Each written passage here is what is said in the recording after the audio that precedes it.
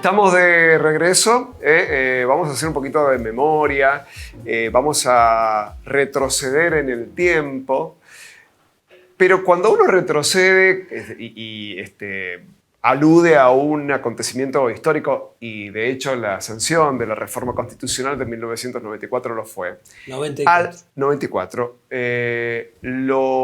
Además, hay una dimensión absolutamente vigente y actual, porque es el texto constitucional que nos rige hasta el día de hoy. Mucho de lo que sucede al día de hoy está anclado en lo que sucedía hace 30 años, reitero. Hay una foto que quiero compartir con ustedes. Mirá. El gobierno suspende el plebiscito, Menem y Alfonsín acordaron la reforma con reelección. Esto sería, una foto de este calibre sería equivalente a ponerle Milei con Cristina Kirchner. O en su momento Macri con Cristina Kirchner. Me hace la cabeza de un lado para el otro, no quiere saber nada mi invitado, pero está Guillermo de Sanctis con nosotros, que fue uno de los convencionales constituyentes del 94. Bienvenido, Guillermo, por acompañarnos. Sí. Muchísimas gracias. Digo, para intentar encontrarle un equivalente, porque la foto esa, hoy vista a la distancia, bueno, sí, el Pacto de Olivos. No, bueno, pero en su momento fue una bomba, ¿no? Y fue el origen, ¿no? Sí, esta... pero no fue el equivalente, con todo cariño que te tengo y respeto, el equivalente a la calidad de los personajes que se han nombrado.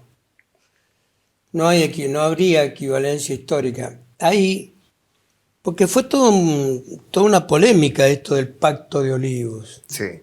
Habían partidos que habían hecho campaña no a la reforma, porque precisamente se habían puesto de acuerdo dos personas en un escritorio para reformar la Constitución, y eso objetaban mucho. Y esto fue el tema, uno de los temas centrales que tomé en el primer discurso que hablé en el lugar 82, porque cada tema... El primer debate inaugural de la convención, para qué estábamos ahí, y votar el reglamento bajo el cual íbamos a funcionar, fue muy largo. Éramos 305 convencionales de todas las fuerzas políticas del país, de derecha, izquierda. Estaba desde el general Bussi, gobernador de Tucumán, Aldo Rico, cara pintada que salió en la foto con Alfonsín,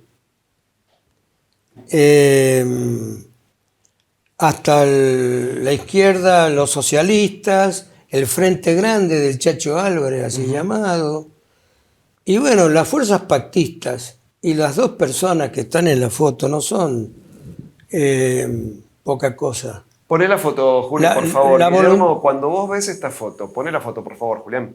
Cuando vos ves esta foto y este recorte de diario... Además, lo dejan sesgado a la reelección solamente. Claro. La reforma de 1994 fue muy progresista, lo es, con un sesgo muy fuerte sobre el hombre como centro. Eso es lo que dice, Guillermo, eso es lo que dice un programa de vida. Discúlpame, dicen, Guillermo, que Alfonsín le concede a Menem la reelección a cambio de una constitución con las figuras que había imaginado Alfonsín. Jefatura de gabinete, un congreso más importante, con mayores atribuciones. Alfonsín, a ver, los dos personajes que están ahí, con todo respeto, no son comparables a ninguno de la actualidad, incluida Cristina Kirchner. Ahí estaban el presidente de la Unión Cívica Radical y expresidente de la Nación Argentina, con el actual presidente de la Nación Argentina y presidente del Partido Justicialista, los dos movimientos históricos que habían dominado desde la creación de de la Unión Cívica Radical a finales del siglo XIX, y después el advenimiento del justicialismo, después de la década infame que tuvo desde el golpe que lo bajaron a Irigoyen del 30 hasta el 43, en que viene el golpe de los coroneles y ponen por primera vez al ejército argentino y a las Fuerzas Armadas, al ejército argentino, porque la armada era otra cosa. Ponen las armas a favor del pueblo, digamos, ¿no? Y no para pegarle tiros al pueblo, claro, ni palos, y tirarle pan duro para que comiera, que así era la década infame. Con el famoso fraude patriótico, le llamaron fraude patriótico, porque los morochos, los laburantes, no podían votar. Entonces, ¿en qué consistía el fraude patriótico? Y en decir, negro, ya votaste. Claro, Firmaban la libreta, pero señor, si me han enseñado que tengo que entrar ahí, ya votaste, afuera. que siga el siguiente. Ahora, afuera Guillermo, y no discutas más. Me hablabas del rol de Alfonsín y Menem. Y habían incluso gente adentro del cuarto oscuro, matones, controlando. Ahora, para no irnos de tema, me hablabas de el rol de Menem y Alfonsín. Este es el contexto histórico del advenimiento de la Unión Cívica Radical, que no era poca cosa, fue creada a fines del siglo XIX para oponerse un poco al régimen de Roca, que había traído progreso y qué sé yo a la Argentina, pero Argentina era el granero del mundo. O sea, mandaba granos nomás. Y carne. País desigual. Pero no mandaba un tornillo, no se fabricaba nada acá. Y con una desigualdad total. Así nace la Unión Cívica Radical y ese señor que está ahí, Raúl Alfonsín, era presidente de ese movimiento histórico. Y después viene, como consecuencia del fraude, del hambre, de la postergación de masas mayoritarias de argentinos menesterosos. De ahí surge, hay una dialéctica histórica, hay tesis, antítesis y síntesis. Surge el movimiento nacional y popular, que es el justicialismo, y ahí estaba el presidente del Partido Justicialista, los dos presidentes, el que acababa de ser presidente, más el que estaba actualmente en el uso de la presidencia, al tiempo del pacto. Por lo tanto, eran los jefes de los dos movimientos históricos que entre sí, juntos, representaban el 90% de la voluntad del pueblo argentino. Entonces, el constitucionalismo argentino siempre ha sido hijo de pactos. Leamos el preámbulo que dice... En cumplimiento de pactos preexistentes. Sí. Y se va a decir, bueno, pero era de varios el pacto, no de dos, qué sé yo. Bueno. No. Sí.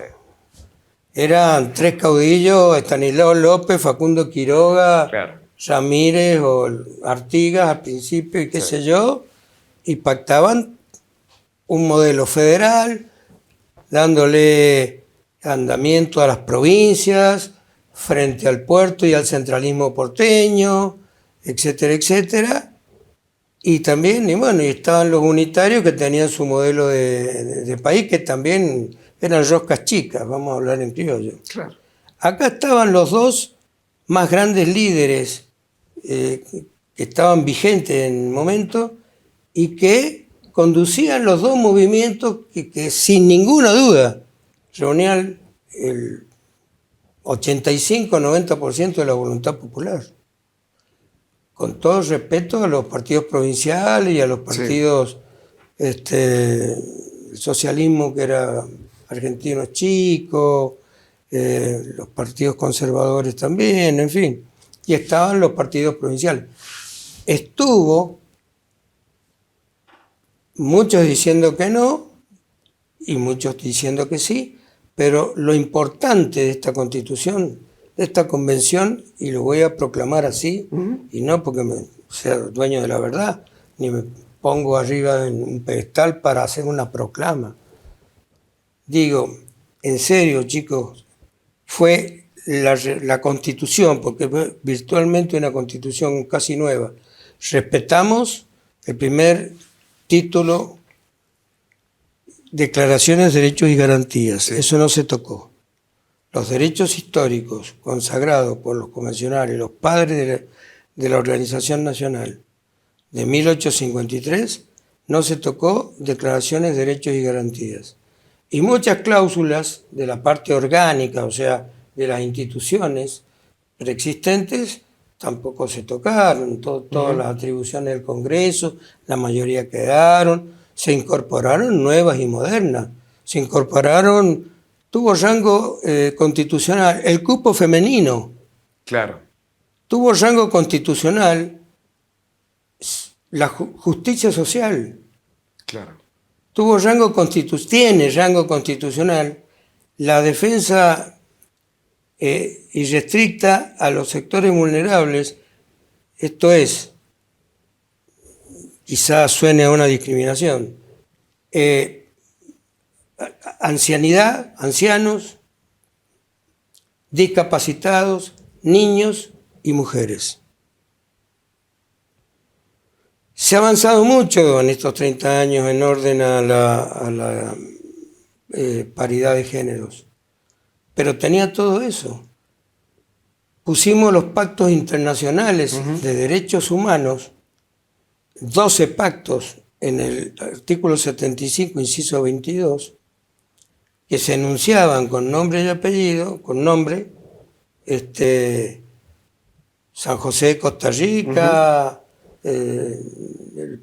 esto es la Convención Americana de los Derechos Humanos, la Convención de Naciones Unidas de Derechos Humanos también, el Pacto de Derechos Civiles, Sociales y Políticos, y bueno, sería tedioso sí, claro.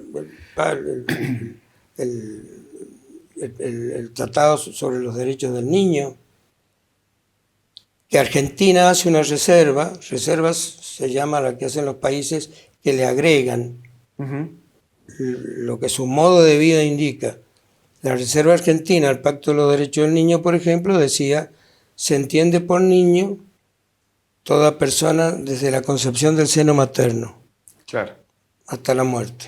Hasta los 18 años, perdón. Estamos en Guillermo, entonces, a fue tu juicio, muy progresista. A tu juicio, ¿eso fue lo más importante de la reforma constitucional del 94? Digamos, el reconocimiento de derechos.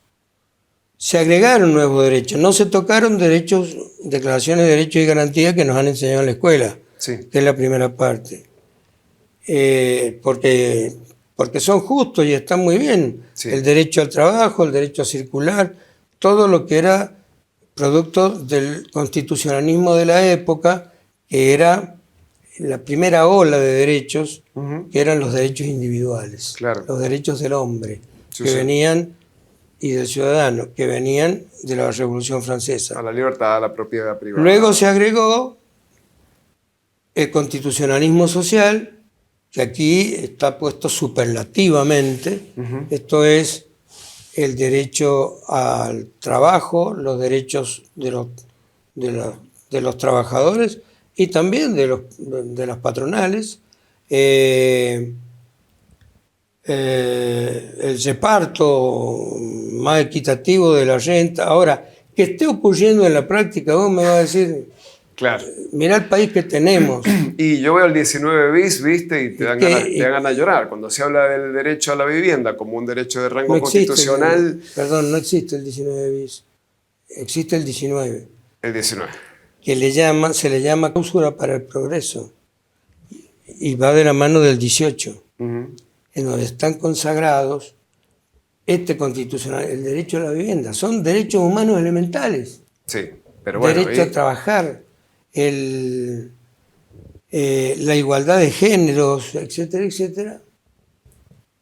¿Sabes qué? Me confundí, el 14 bis, el que quería decir. No, el 14 bis... sí. El 14 bis fue una breve reforma que se hizo en 1957, donde estaban conduciendo el país los personajes de la revolución llamada Revolución Libertadora y convoca esta convención con el peronismo proscripto, con el justicialismo proscripto. O sea que votó la mitad del país y ganó el voto en blanco ahí. Y ahí está. Sin embargo, y ahí está. Sin embargo, se reunieron las dos uniones cívicas radicales, las dos uniones cívicas radicales que habían. La de Balbín, que era la Unión Cívica Radical tradicional, y para diferenciarse se habían distanciado con Frondizi, que creó la Unión Cívica Radical Intransigente. Se constituyeron con partidos socialistas, con partidos conservadores, en fin, y duró muy poco. ¿Sabe por qué se consagró? Solamente se alcanzó. Era una convención constituyente para hacer una reforma integral. No te olvides que en tiempos de los gobiernos de Perón había salido la Constitución de 1949. Sí, que algunos todavía reivindican, ¿no? Es que era muy completa. Y vinieron los militares de la Revolución Libertadora y por un decreto la dejaron sin efecto a una constitución y llamaron a una convención, que es la del 57, que solamente logró consagrar un solo artículo, el 14 bis, y de urgencia. ¿Sabes por qué? Porque se pelearon los bloques radicales, y la Unión Cívica Radical Intransigente se retiró.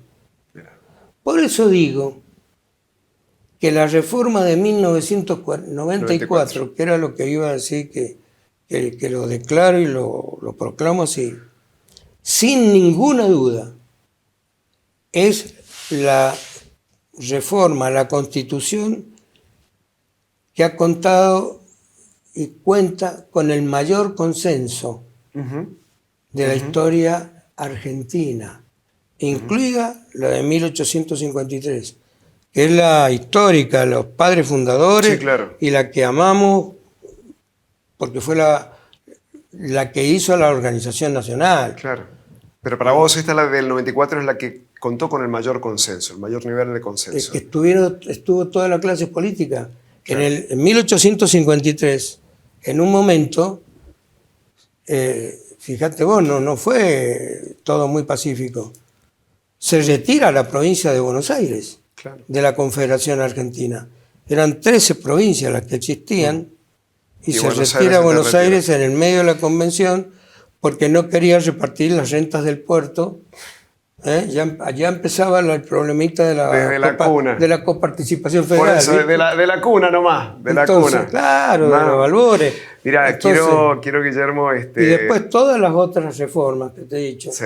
La del 49 de Perón fue dejada sin efecto por la antípoda que vino y se instaló en el gobierno por un decreto. La del 57 solo logró consagrar un artículo que hace al constitucionalismo social, que son los derechos de los trabajadores, qué sé yo, que es el 14 bis. El 14 bis. Y se disolvió esa convención constituyente del 57 porque se quedó sin quórum. Entonces, no te quepa duda, mirá, estaba todo el espectro político, todo. Bueno, a propósito de esto, tengo acá el listado, y me gustaría compartirlo con ustedes, de los sanjuaninos que fueron electos por el voto popular, entre ellos Guillermo de Sanctis, para trabajar en esta convención constituyente. Esto tenía un sistema electoral parecido al de los diputados nacionales, ¿no? Por sistema proporcional. Tenemos... era el doble, los convencionales. Sí. Déjame leer la lista y me explicas la metodología. Éramos el doble de los legisladores que manda cada provincia. Bueno, déjame leer la lista y ahí me contás cómo era la metodología y cómo la convivencia también. Sí, claro. Tenés Antonio Achem, esto por orden alfabético, ¿no? Achem Antonio, por Cruzada Renovadora. Cruzada Renovadora. Abelín de Ginestar, Nancy Barbarita, por Cruzada Renovadora. Bravo Leopoldo, don Leopoldo Bravo, padre, ¿no? Partido bloquista. Guillermo Horacio de Sanctis por el Frente de la Esperanza. Jorge Alejandro del Bono por el Frente de la Esperanza. Empresario, yo no lo tenía acá, Guillermo me orientó un poquito. Tulio del Bono, por el Partido Justicialista, el ex rector de la Universidad Nacional. Jorge Alberto Escobar, Frente de la Esperanza, ex gobernador también. Y Luis II Varese por Cruzada Renovadora. Acá, haciendo una lectura rapidita, fue Frente de la Esperanza y Cruzada Renovadora, ¿no? Los que estuvieron palo a palo, ¿no? Exactamente, porque el Frente de la Esperanza fue un desprendimiento provisorio, sí, táctico, digamos así, sí, a raíz del cisma que se produjo entre Rojas y Escobar. Entonces, con Escobar nos fuimos un conjunto de dirigentes y conformamos el llamado Frente de la Esperanza, que lo emulamos y le copiamos a Palito Ortega, que así se llamó en Tucumán. Ajá. Y era el justicialismo en Tucumán, bajo ese nombre. Claro, pero acá fue un desprendimiento. Allá en Tucumán era una sola cosa. Por eso del Bono,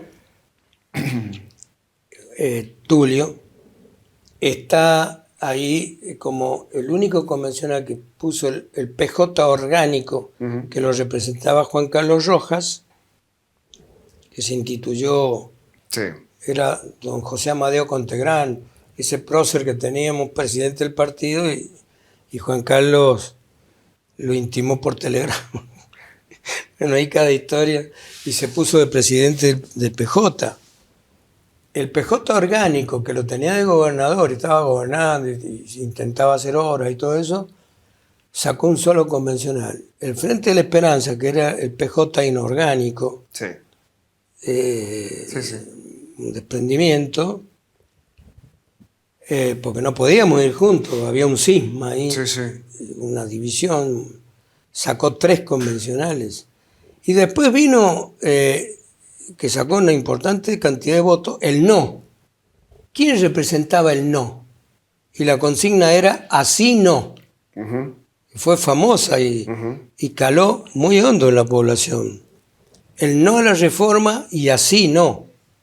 Así como el pacto de 2 personas, pegaron mucho con eso, el llamado núcleo de coincidencias básicas, ya no vamos a meter en cuestiones técnicas.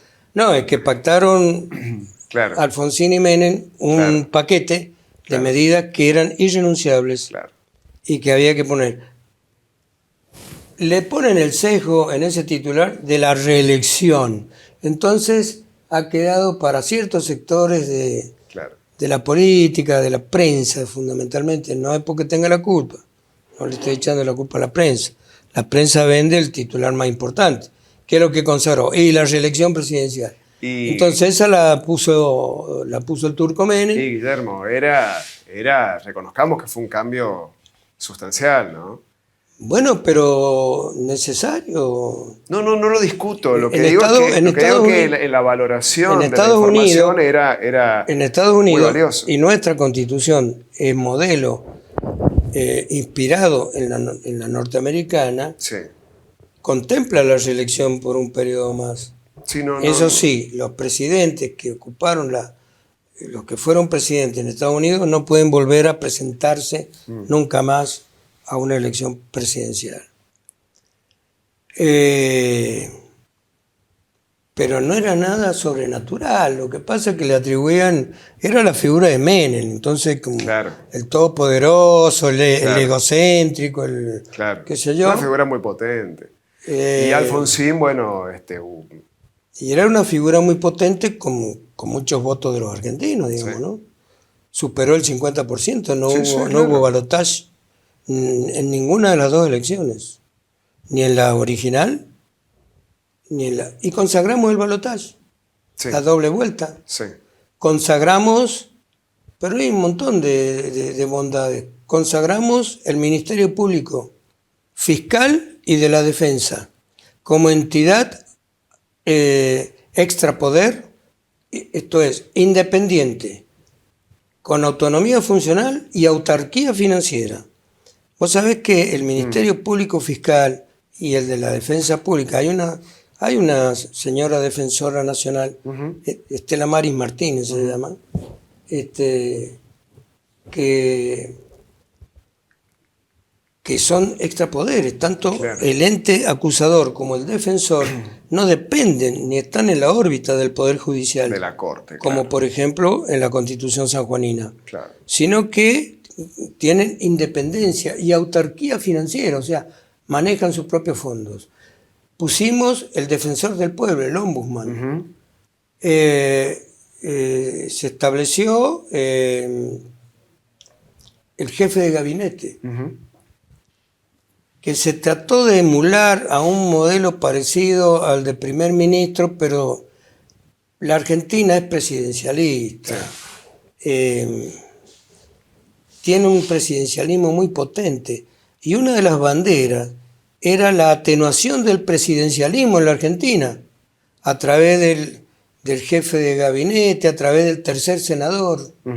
El tercer senador sí fue un pedido expreso de Alfonsín. Que el tercer senador, antes cada provincia tenía en un pie de igualdad. Sabido es que el Senado, todas las provincias tienen el mismo número de senadores. Sí, señor. No importa el número de población. Sí, señor. Buenos Aires, provincia, tiene el mismo número que Formosa o que San Juan.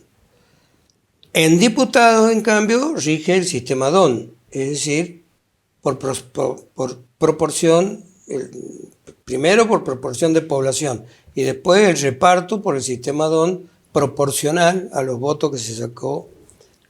Cada fuerza política pone su representante y hay algunos que no alcanzan a poner ninguno.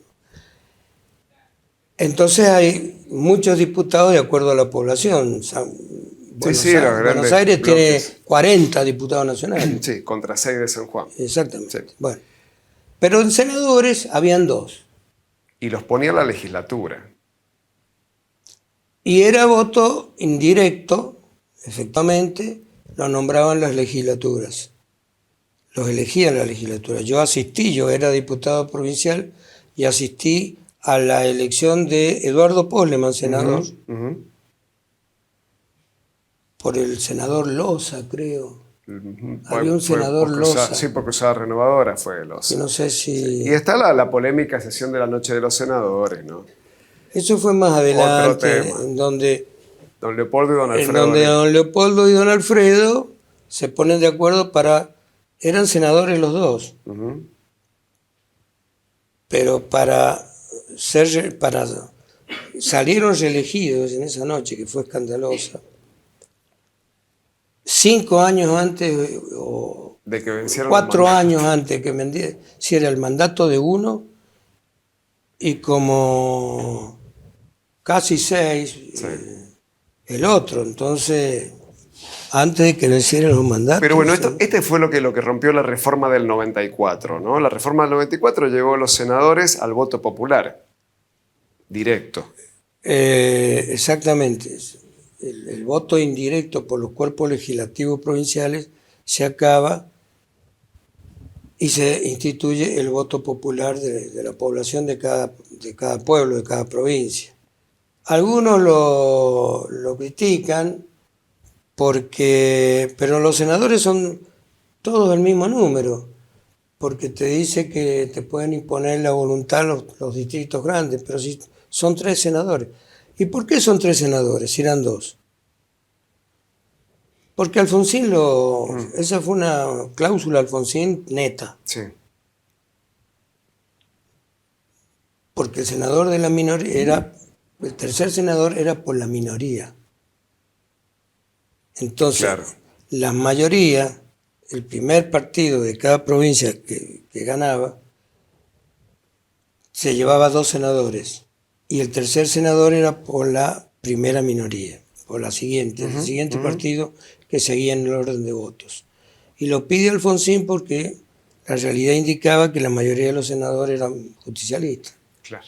Entonces fue un pedido de Alfonsín como para decir, muchachos, pongamos radicales también. Claro, claro. Y matizar los parlamentos, que en definitiva... Y no lo critico, pero poner nuevos derechos. Respetamos la parte dogmática, es decir, declaraciones de derechos y garantías no se tocó. Pero a partir que terminaba en el artículo 35, a partir del 36, es la llamada cláusula ética. Yo estuve en esa comisión de los nuevos derechos y garantías y derechos políticos. Se llamó Comisión de Participación Democrática, y también estuve en la comisión redactora, que era la final. La final, sí. La que recibía todos los despachos después de los debates de la convención y le daba la última técnica y la última redacción. Éramos 25 miembros de la convención y tuve el honor de estar en la redactora.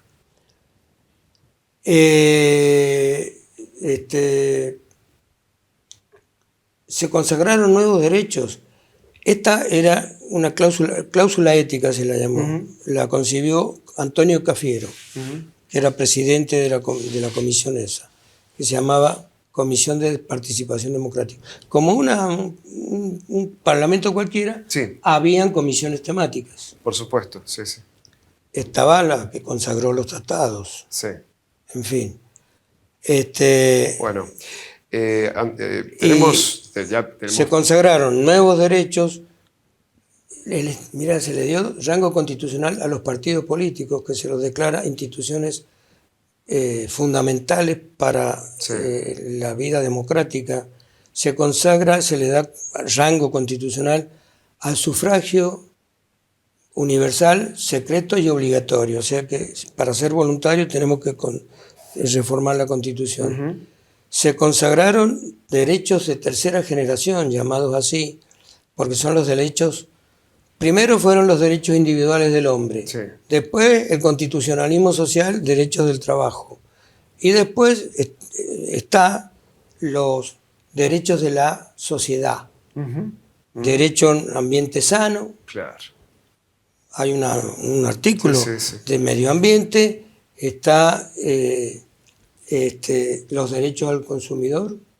También está consagrados en este texto constitucional. En la Constitución. Tengo que ir cerrando. El habeas corpus, sí, ya lo sé. Es vasto, es extenso, es profundo y ha sido una bisagra, esta Constitución del 94. Como decíamos, puede ser un viaje al pasado y no. En realidad, una manera de comprender mejor nuestro presente. Porque hoy los argentinos, las argentinas, estamos bajo el imperio de esta Constitución Nacional. Sí, lamentablemente la Constitución no es un catálogo mágico como las tablas que recibió Moisés en el monte Sinaí, ¿no? Los 10 mandamientos. Hay una Constitución y después los que la aplican son los hombres, son las instituciones políticas. Entonces la Constitución no tiene la culpa de lo que nos está pasando a los argentinos, ni que haya gente muriéndose de hambre, porque la Constitución garantiza la alimentación a todos los seres humanos de esta patria. Los fondos equitativos que garanticen un desarrollo armónico de las provincias argentinas, esa cláusula se puso en el 94 y también se consagró con rango constitucional la coparticipación federal. Sí, otro tema es. La cláusula transitoria que no... Los derechos están. Sí. Y hablando de cláusulas transitorias, Argentina en la primera cláusula transitoria, se la llama transitoria porque son cláusulas que tienen vigencia hasta que dure la situación que le da lugar. Sí. Como está ocupada por los ingleses las Malvinas, se consagró la soberanía irrestricta e innegociable del pueblo de la Argentina a los territorios de Malvinas y las islas insulares, las ínsulas, las islas del Atlántico Sur, y la voluntad innegociable del pueblo argentino a recuperar por las normas del derecho internacional la posesión de los territorios nacionales de las Islas Malvinas. Y se consagró los derechos de los pueblos indígenas. Sí, aunque... No en una transitoria, sino... En el texto original. Bueno, Guillermo, tengo que cerrar. Es un tema inagotable, valoro y valoramos muchísimo. Los derechos están. Sí. El tema es las políticas, las plataformas, las organizaciones partidarias, Sí. las pujas salvajes que hay Sí. en la política argentina, y las ideologías, pero los 10 mandamientos están, Está. hay que cumplirlos, ¿no? Muchas gracias, Guillermo. No Guillermo tiene de por Sanctis qué. pasó por acá, por Banda Ancha. Hemos recorrido un poquito de aquello que fue y que ocurría hace exactamente 30 años. El próximo jueves se van a cumplir 30 años desde la Voy a estar sanción de la nueva constitución, la que tenemos en vigencia, la de 1994. Hacemos una pausa, ya volvemos.